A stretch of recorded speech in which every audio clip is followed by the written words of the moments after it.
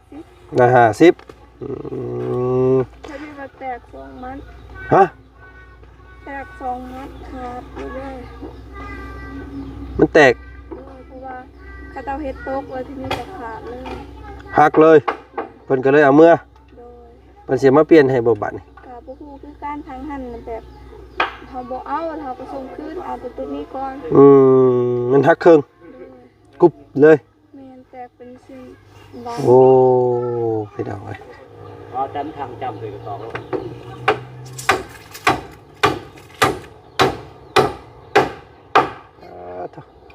เป็นตอกไม้อ่อนเด้พี่น้องเนาะตอกม่อนและตะโลเพิ่นห่อนพร้อมมื้อนี้เนาะห่อนคักย่านฝนกระทึ้นลงมาอยู่นี่เนาะมีแต่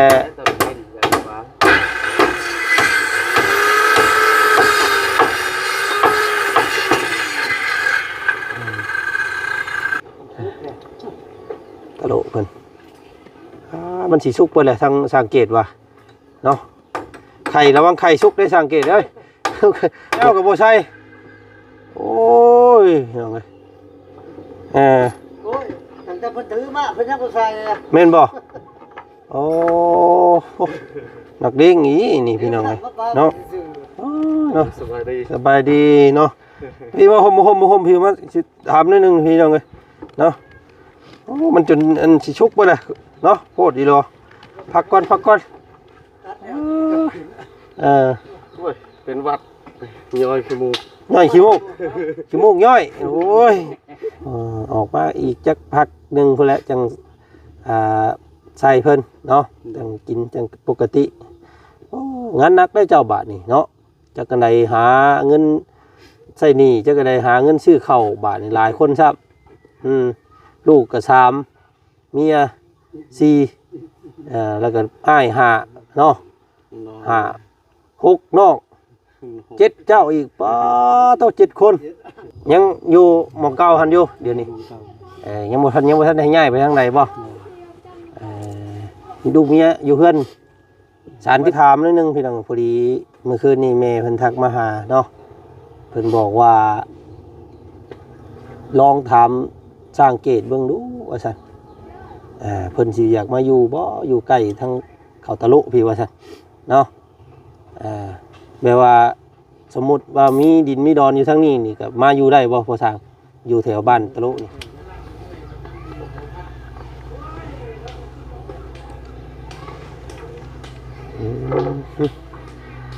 เป็นโครงเป็นหาง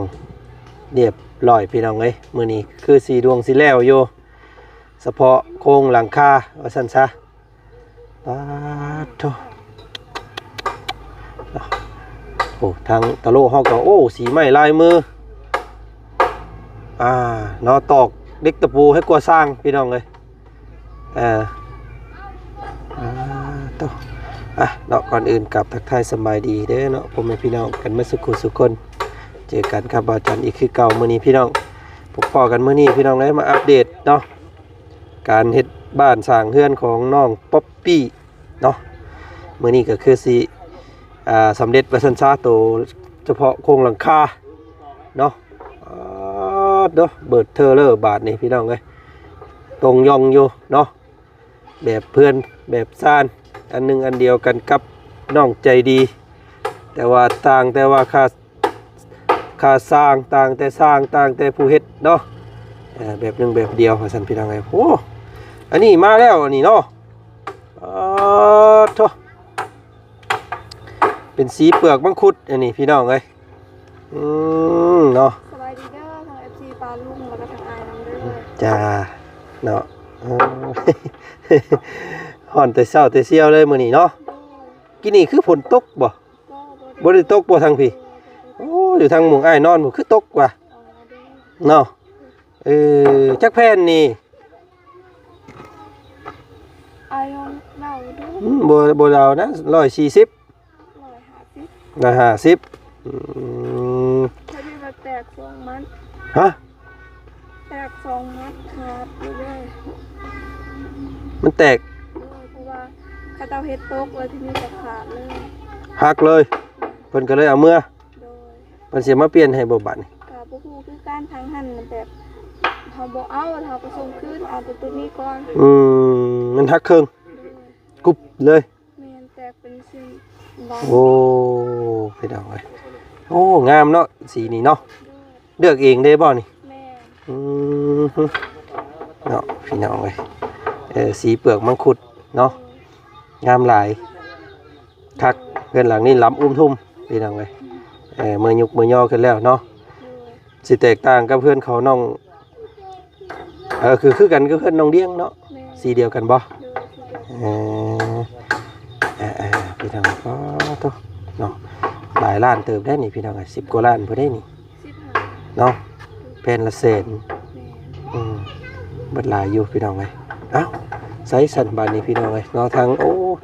คือมาห่อนแท้ๆพี่น้องเลยป่านนี้หัวเดือมเมาอยู่ข่อยกระไรบาทนี่เนาะผู้ทางกะโลเฮาก็มาเฮ็ดเวียกได้มื้อนี้พี่น้องเลยเนาะต้องเร่งมือเฮ็ดเวียกเพราะว่าหาเงินใช้หนี้ที่ว่าเอาน้องชายออกมาว่าซั่นพี่น้องเลยเนาะยืมเงินเอื้อยปัน4 ล้าน 5 ล้านเพิ่นว่าซั่นพี่น้องเลยเนาะเฮ็ดเฮือนหลังนี้ย่านบ่ได้บ่พอซำดอกก็นี่พี่น้องค่านั่นเพิ่นเนาะอ้ายขึ้นเบิ่งเพิ่นก่อนเด้ออยู่ตะลุมท่าเด้อเสามันนี่เพิ่นถมได้บ่นี่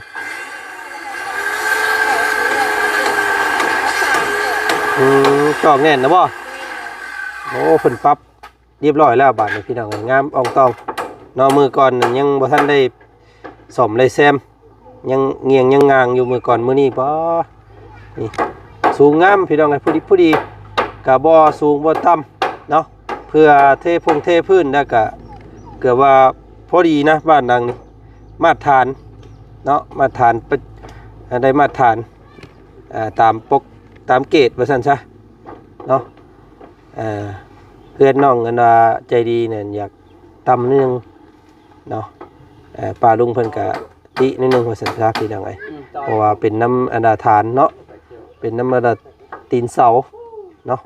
โอ้ตีนเสานี่เอาซ้ำนี่พอดีเนาะบ่ต้องเอาซ้ำกันกับเสาก็ได้พี่น้องเอาใหญ่กว่าเสานิดนึงเนาะ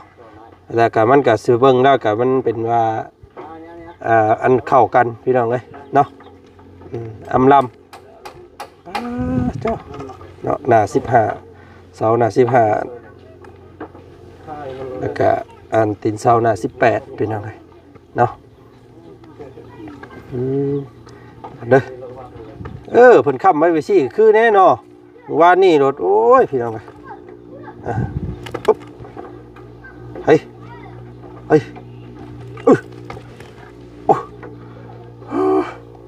เกือบไงลังฮึบโอ้บุคือนุ่มคือน้อยเนาะเท่าไปเรื่อยๆเดี๋ยวอ่อนเพี้ยไปบาทนี่ขึ้นเฮือนซ้ำนี่ก็ยังเศร้าวอกเลยพี่น้องเลยโอ้บุคือตะกี้เด้อเนาะพอสร้างเนาะสบายดีพอสร้างเนาะเอาพี่น้องเลยเอาน้ำเพิ่มกำลังมาให้เนาะน้องก่อนมาส่วนห่มน้องก่อนแกฮ้อนกินเย็น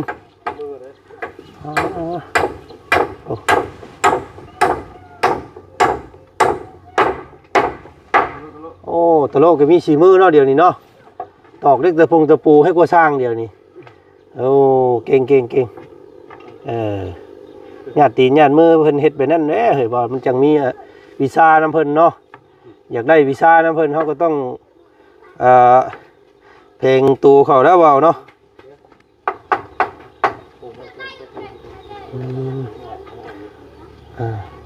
ขึ้นแผนกสูง3 คนมานี่พี่น้องพอสร้างรับงานนักอยู่ลุมเนาะยืนไม้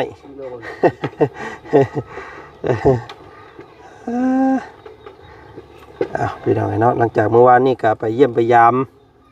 ทางน้องชายพี่น้องของทางตะโลเพิ่นทางอันพอสร้างไปเยี่ยมเพิ่นแล้วบ่พอสร้างยังอยู่เนาะโอ้ไปแล้วเวียกแล้วงานเพิ่นเลยเนาะ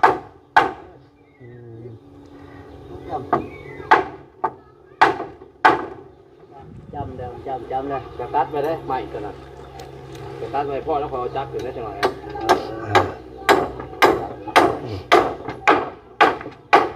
เซียนในเด้อบาดนี่พี่น้องการตอกเล็กตะปูนี่เนาะในการ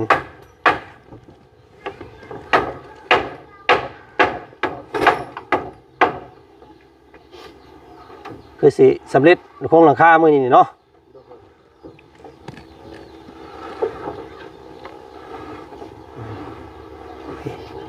ไม่ฝาสลากก็มาแล้วพี่น้องไงเนาะมีแต่ขั้นตอนต่อไปนี่ก็คือสังกะสีเนาะมีแต่ให้ที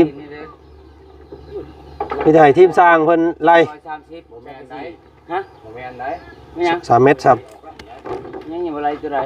ไล่แต่อันนี้ซื้อแล้วตัวหางมันบ่ได้ออกบ่ได้ไล่ออกประมาณออกไปก็ประมาณ60บ่ประมาณ20เนาะ10ปลาย15เลย5งาม เอาแล้วแต่สร้างรถเนาะสร้างว่าออกสำใดมันงามก็จัดรถพี่น้องเอ้ยจำทางจำเลยก็ตอก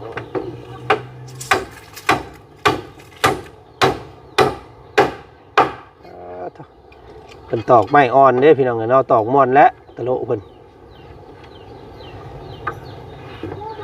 ฮ้อนเนาะมื้อนี้เนาะฮ้อนคักย่านฝนกระทึ้นลงมาอยู่นี่เนาะมีแต่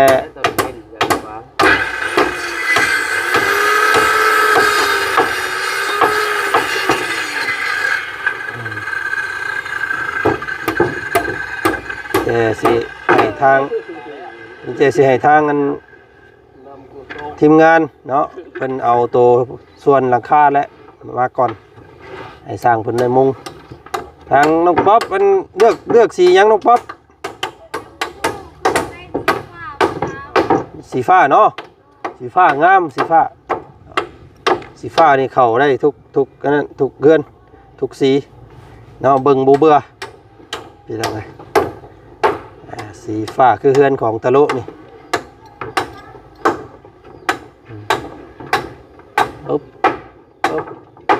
เดี๋ยวขึ้นไปเบิ่งน้ำอยู่พี่น้องแต่ว่าคือมาห่อนใช่เนาะบ่ขึ้นไปดอกมื้อนี้ตะโลเพิ่นมันสิสุกเพิ่นแหละทางสังเกตว่าเนาะไข่ระวังไข่สุกได้สังเกตเด้ยว่าไข่สุกได้ยังเพิ่นมากินข้าวมื้อนี้สร้าง ขอไข่ครับ ขัวไข่ ทุกต้นไม้ โอ้เนาะอาหารแซ่บแล้วมื้อนี้อาหารป่ามื้อนี้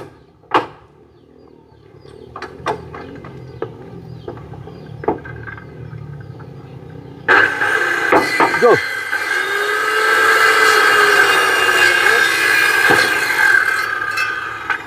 ผมมีหมวกเลยเพราะทั้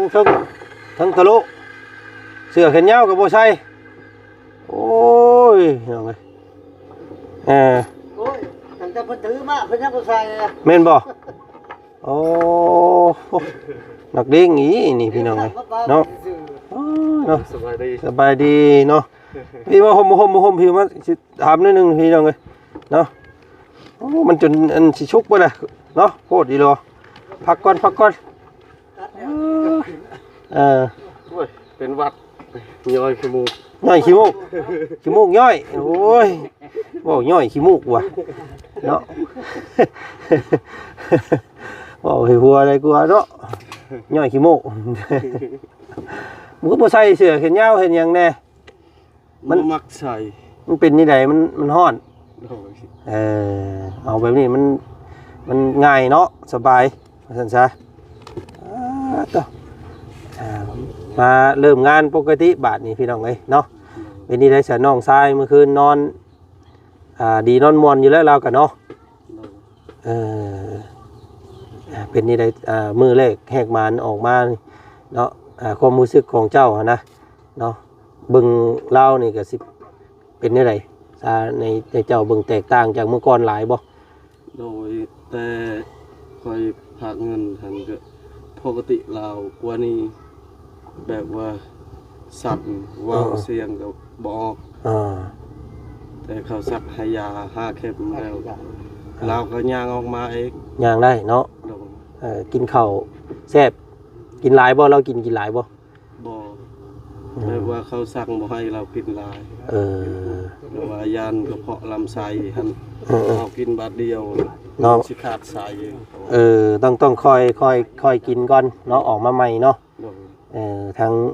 เจ้าหน้าที่เพิ่นแนะนำเป็นจังไงเนาะให้น้องชายตะโลเพิ่นนั่น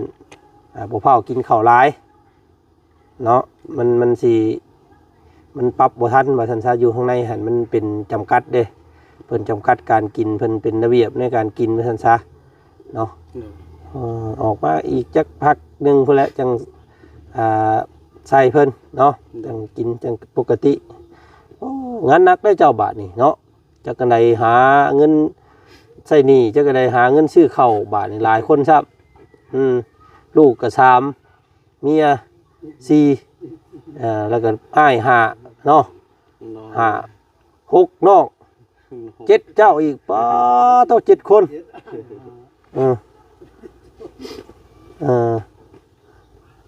แล้วการเข่านี่มือ2หวดเป็นจังไงบาทนี่ เราเศร้าแล้วเราก็หาซอยเนาะ แต่เก่าแล้วก็เฮ็ดเวียกเฮ็ดงานอยู่เนาะ โดยเราก็ดุคือกัน เป็นจังไง แต่ ลาย ติด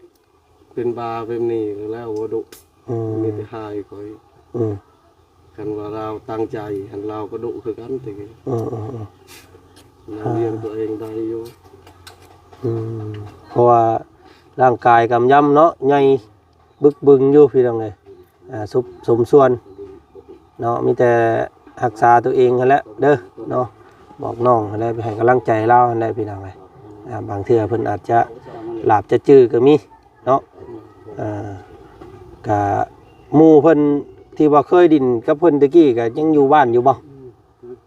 หมู่กอง หมู่เป็นผู้บ่าว อืม หมดเอาเมียมันแล้ว เป็นครอบเป็นครัวบ่แล้ว โดย พี่น้องเอ้ยกะอันนี้แม่เพิ่นฝากมาถามอยู่เนาะแม่เพิ่นฝากมาถามเมื่อน้องเพิ่นหายเศร้าดีเศร้าเนาะเพิ่นว่าเนาะและทางตะโลนี่สิให้น้องเพิ่นอยู่เฮือนน้ำเจ้าเลยบ่หรือว่าสิให้น้องเพิ่นอยู่เฮือนหลังเก่าเพิ่นว่านะอันนี้เจ้าคิดว่านี่ใดตัวนี้เนาะ คอยยังสิรักษาเราก่อนให้เราเศร้าเป็นไข้แล้วเราก็สิอยู่ จัง พุทธ หาหมองอยู่ให้แล้วเนาะไปซ่อมไปแซมเพื่อนหลังนั้นให้เนาะเพราะว่าแม่เพิ่นว่ายันบ่อยู่นํกันแล้วยันมันผิดกันอีกนะในภายภาคหน้าเนาะสักหน่อยว่ามีเรื่องตึงตั้งมามั่งเฮือนมั่งซ่านหั่นนะเนาะก็ให้ระวังเด้อเนาะยันคือเป็น ราอยู่พุทธก็แบบว่าขึ้นกับไฟการกินหยัง กลับมากินข้าวกินน้ำแต่ว่ามื้อนอนหั่นซื่อเนาะก็นั่นแหละพี่น้องเบิ่งกันนั่นแหละ งานก็เราอยากเฮ็ดก็เฮ็ดบ่อยากเฮ็ดก็อย่าอยากให้เราเป็นคนดีซื่อ อันนี้บ่ดินของแบบเก่าหั่นเนาะ เขาเคยเลี้ยงได้แต่เอาแบบเก่าเลี้ยงบ่ได้แล้ว สังเกตมาพี่มีเรื่องล้มน้ำสร้างเกตน้อยหนึงแน่พี่น้องเอ้ยเนาะนั่งลงเนาะสบายดีเนาะพี่น้องเอ้ยยังอยู่หม้องเก่าหันอยู่เดี๋ยวนี้ยังบ่ทันได้ย้ายไปทางใดบ่ดูเมียอยู่เฮือนสารทิพย์เข้าอยู่บ่สารคือเก่าอยู่ เขาไปตัดไม้มาให้ชานให้เขาเนาะปั่นกันเขาไปตัดมันจะพุดิ มีเรื่องมาถามนิดนึงพี่น้องพอดีเมื่อคืนนี้แม่เพิ่นทักมาหาเนาะเพิ่นบอกว่าลองถามสร้างเกตเบิ่งดูว่าซั่นเพิ่นสิอยากมาอยู่บ่อยู่ใกล้ทางเขาตะลุพี่ว่าซั่นเนาะแปลว่าสมมุติว่ามีดินมีดอนอยู่ทางนี้นี่ก็มาอยู่ได้บ่พอสร้างอยู่แถวบ้านตะลุนี่ ไปเขาว่าวันนี้ดินหันก็มีแล้วดินของชาวสิบไร่ โอ้น้องสาวซื้อไว้ คันว่าบ่มีอันนี้เพิ่นว่าคันว่าสิมีเฮือนมีสร้างเพิ่นก็สิซอยคือกัน โอ้ทั้งน้องสาวเจ้าโอ้ สิซอยพ่อให้มีเฮือนมีหยังอยู่นำหมู่นั่นแหละว่า อืม เพิ่นก็สิเป็นผู้ซอยดิน โอ้ ดินมันก็กว้างอยู่ สิว 18คูณ30ปลาย โอ้ว่าดินนี่ทั้งน้องสาวสิให้ ชื่อไว้เพิ่นก็ให้ปลูกใช้นํกัน เออ ประมาณ เอาอยู่ใช้อันดินข ก็ อง ฟ้าทางใกล้ๆกับบนอยู่นี่ อืมอืม เพิ่นก็สิให้ซอย อืม เพราะมันได้ดินนั่นก็ขั้นอยู่หามันก็จะเหมาะสมเนี่ยเพราะว่าดินทำมันมีเพิ่นซื้อทั้งไฟไว้แล้ว โอ้มีไฟมีหยังเข้าให้แล้ว มันบ่มีแต่น้ำใส่กับห้องน้ำซื้อไฟอันมีมันมีมากกับดินซื้อใช้นํกันเบิด อ่า มีแต่ขาดแต่น้ำกับ ไฟแล้ว น้ ไฟอันขาดแต่น้ำกับห้องน้ำเนาะ ำดิน แล้วก็ ดินสมบูรณ์อีกบ่ได้ปรับได้หยังดินเขาปรับเลย อืม ปรับหลายปีแล้วจนหยาบลงเลยนะว่า โอ้ว่าง่ายๆนี่ขาดแต่เฮือนเนาะ เพิ่นว่าคันมีเรื่องมีสร้างก็สิให้อยู่นำคือกันซอยกันนำคือกัน อ๋อแบบว่าคำว่ามีงบแม่เพิ่นเฮ็ดสร้างอันสิเฮ็ดเฮือนเฮ็ดหยังให้สิเนาะ เพิ่นก็ซอย เพิ่นก็สิซอยอีกแห่งหนึงสิบ่ ก็ด้วยก็ได้ อ๋อ ประกอบสวนกันพ่อให้มี น้องสาวแท้ๆนี่บ่ แม่ อ๋อเพิ่นมาซื้อไว้ โอ้ยเขาก็ซื้อไว้อยู่ทั้งนี้ก็แบบว่าขาดเงินอยากขายสังกะนาแบบด่วนๆนะแต่เขาก็ได้ซื้อแบบว่าซื้อด่วนๆทั้งนี้ก็ขาดเงิน แบบว่าเป็นหนี้เป็นสินสิเนาะ แม่ จำเป็นเงินฮ้อนเนาะ ประเทศนั้น ฮ้อนเงิน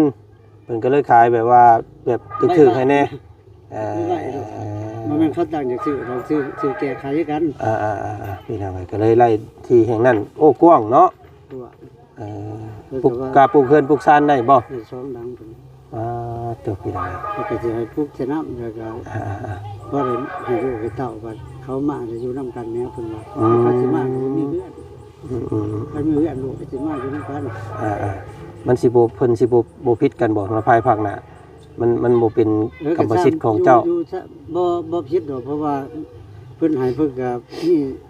รักษามีอันนี้คักนี่ กับบ่แม่นหยังดอกพี่น้องไงเนาะเพราะว่าแม่เพิ่นได้เบิ่งน้ำคลิปเบาเสียง เบิ่งน้ำคลิปเบาเสียงเมื่อวานเนาะอยู่เฮือนใกล้ๆเฮือนสาวปันๆนั่นแหละอยู่ข้างเทิงน่ะมีคนอยากขายดินน่ะกว้างมีป่ากล้วยงามแต่ว่าเพิ่นอยากขายเพียงแค่20 ล้านเนาะเพิ่นอยากขายนะก็เลยว่าแม่เพิ่นว่าโอ้ว่าเนาะลองไปถามทางสังเกตเบิ่งอยู่ว่าสังคำว่าแม่เพิ่นคำว่าทางสังเกตเพิ่นว่าอยากมาอยู่พี่ว่าซั่นนะเพิ่นสิอยู่ได้บ่มันสิเหมาะอยู่บ่หั่นนะเนาะเพิ่นก็เลยอยากให้ทางบ่จันนี้มาถามทางสังเกตก่อนนะพี่น้องเอ้ยแต่ว่ามื้อนี้ก็สังเกตว่ามันมีดินของน้องเนาะเพิ่นให้เพิ่นนำแต่มันบ่ผิดบ่หยังดอกว่ากันครับก็มีลูกหลานว่ากันครับหรือว่าเพิ่นซอยอีกแห่งนึง โอ้ยังดีได้อสันเนาะมีเท่ากับขาดแต่มุงพักเนาะมุงพักเป็นน้ำเป็นอันนั้นสันซื้อๆสัพี่น้องมุงพักมุงเศร้า เขาก็อันนี้ได้เบิ่งเพิ่นบอกมาเบิ่งรุ่นเราจันไปหานี่นะตะกี้บ่เห็น ยังบ่ทันมี ว่าเบิ่งชีวิตของอ้ายอ้าวดิ นั่นเดี๋ยวนี้เพิ่นก็ว่าคันเพิ่นก็เบิ่งคลิปเบิ่งหยังเขาบ่าวจันคือกัน ติดตามอยู่บ่ เพิ่นติดตามทั้งอันนี้ทั้งลูกอยู่ทั้งไทยเพิ่นก็ติดตามเพิ่นก็ว่าบัดหาโชคดีสิประกอบสวนน้ำร่องดินดอนนั้นเพิ่นเพราะบ่ให้นักทั้งเขาเพิ่นว่า เลยเนาะ เพราะซอยกันคนละครึ่งทางแนวแต่ครึ่งไม้ครึ่งมือ เพราะน้องสาวนี่เพิ่นพอมีแน่เนาะ มีผู้ว่าหั่นเด้อ พอได้มีอาชีพที่พออยู่พอกินกว่าบ่ซั่นซะเนาะมันก็เลยเห็นอ้ายแบบนี้แล้วก็อยากซอยอีกแฮง ซอยอย่างเงี้ยเขาไปติดตามข่าวนั่นเลย นี่แหละสั่นพี่น้องไอ้เนาะจังซั่นเดี๋ยวว่าจันสิแจ้งแม่เพิ่นก่อนจ้ะเนาะสิแจ้งแม่เพิ่นก่อนเนาะจังแนวใดก็เดี๋ยวสิมาแจ้งใหม่อีกเด้อสังเกตเด้อเนาะถ้ามีบุญวาสนาถ้าโอ้เนาะมีงบในการเฮ็ดเฮือนได้ซ่านเข้ามาเนาะทางว่าจันสิไปหาอีกรอบนึงเนาะเท่าครับยังดีแล้วสำบ่ได้ซื้อดินซะพี่น้องเอ้ยเนาะ ขาดแต่ที่พักที่เศร้าขาดแต่มุงพักมุงเศร้ามุงอาบน้ำอาบในเห็นไฟก็มีแล้วว่าซั่นโอ้คักเลยพี่น้องเอา เพิ่นก็ร่วมไว้ อืม คือว่าเพิ่นก็ว่าจะเพิ่นก็ซอยร้ายคือกันว่าส่วนกัน หน่อยพี่น้องเลยเนาะกลับมาทางเรื่องของตะลุบัดนี้พี่น้องเลยเนาะตะลุอันแล้วเฮือนหลังนี่ก็จักสิพ่อหรือบ่ได้เนาะนี่เนาะยันบ่พ่อแล้วคอยใช้เพิ่นไปนำนี่แหละเนาะเฮ็ดนี่ไดสิพี่น้องเลยคอยพันใครอยู่ดอกอันน่ะคนตัวเองอยู่เป็นหนี้ก็ได้เนาะเพิ่นก็บ่ได้เผาจันจี้ดอกเนาะคอยหาคอยหมุนไปหั่นแหละเฮ็ดนี่เลยแล้วเฮือนหลังนี้ก็ทีมสร้างเพิ่นก็สิเอาค่าค่าแห้งให้กับอันไปนำเด้อเนาะบ่ให้มันยาวไปหน้าแล้วให้มันคอยหักลงเทื่อละหน่อยแล้วเนาะเป็นกำลังใจให้เนาะสู้ๆพี่น้องงานหนักแล้วตะลุเฮาก็ได้หาผู้เดียวกิน7คนบาทนี้ก็เด็กเนาะ น้อง1น้อง2ลูก3เมีย4ลูก3เมีย1เนาะโอ้ยเว้าไปหลายพี่น้องเอ้ย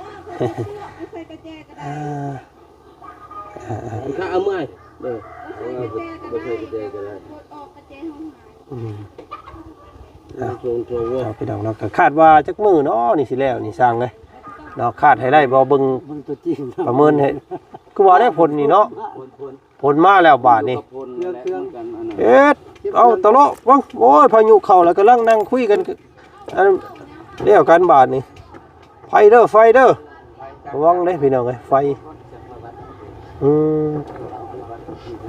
เอาผ้าวัดดึงมันสิลำบากตัวนี้แหละพี่น้องเฮ็ดเทือนยามนี่เนาะมีหลังคาแล้วก็ใครอยู่ดอกเนาะสร้างเนาะมีแต่วัดแทกอันจดใช้เอาเลยตามสบายวัดแทกจดใช้กระดาษให้เพิ่นเด้อขนาดอันกว้างยาวจักแผ่นลบเป็นอย่างมันแล้วลบข้างเป็นอย่างเพิ่นเฮ็ดเองเพิ่นดอกลบข้างมันลบข้าง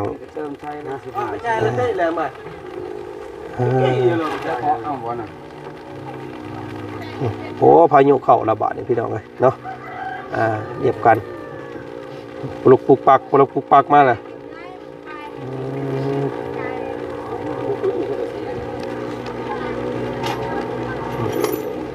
ไปแม่เดินล็อกก็ได้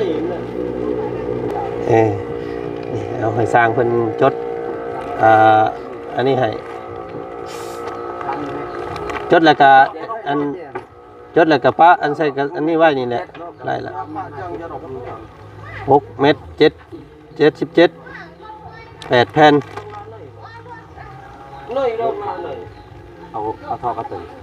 ลบข้างแม่นเพิ่นเขาไล่เองเพิ่นดอกลบข้างใส่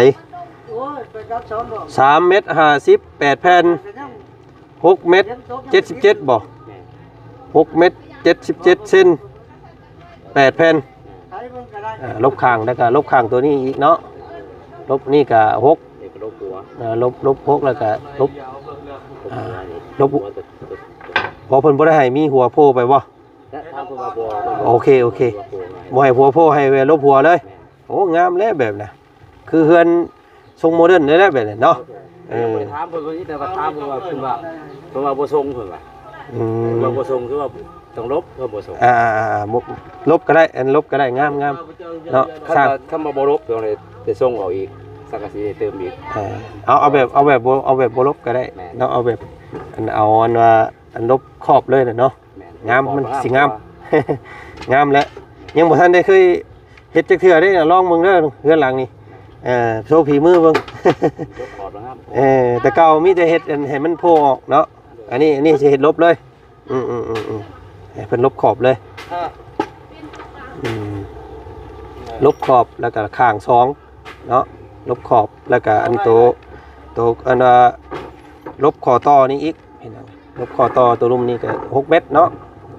ความกว้างคอต่อตัวมงเฮาสิอันตัวนี้มันเป็น7 8ใช่มั้ย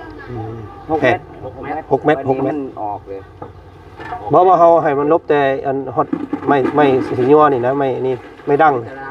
ฮอดแต่ล่างนี้ ตัวรบกวนต้นฐาน ตัวคอต่อนี้ อย่าตอกเลย เพิ่นเหยียบอันนั้นเนาะเหยียบอันเหยียบตัว L แล้วเหยียบตัวV เลย อย่าตามชี้สังกะสีแล้วเด้อ ได้โอเคเดี๋ยวสิแนะนำทางทีมงานให้พี่น้องเนาะผู้ใดเพิ่นมีงบส่วนหลังคาเนาะน่าสิเป็นบ่าวบุญสารวัตรเด้อพี่น้องเนาะส่วนหลังคานี่ของบ่าวบุญเพิ่นเนาะส่วนตัวหลังคานี่น่าสิเป็นของบ่าวบุญเนาะมีทางผู้ใหญ่ใจดีทางบ่าวบุญเพิ่นพี่น้องเนาะมื้อนี้ก็ร่วมพูดคุยเรื่องที่พักที่เช่าของสร้างเกตน้ำพี่น้องเนาะก็สร้างเกตเพิ่นก็หมู่พักหมู่เช่ากับบ่มีว่าซั่นพี่น้องเนาะเดี๋ยวที่นี่แม่เพิ่นว่าโอ้ยว่าซั่นสงสารทางเกตว่าซั่นแล้วก็อยากเบิ่งที่พักที่เช่าให้ก็เลยให้มาถามมื้อนี้พี่น้องพอดีมีทางเฮือนใกล้เคียงกับบ่อเชียงเพิ่นเนาะมีเพิ่นอยากขายว่าซั่นเนาะเพิ่นอยากขายดินกว้างได้ว่าซั่นพี่น้องเนาะเบิดเลยสวนกล้วยแถวนั้นว่าซั่นแต่ว่าสังเกตเพิ่นว่าเนาะเพื่อ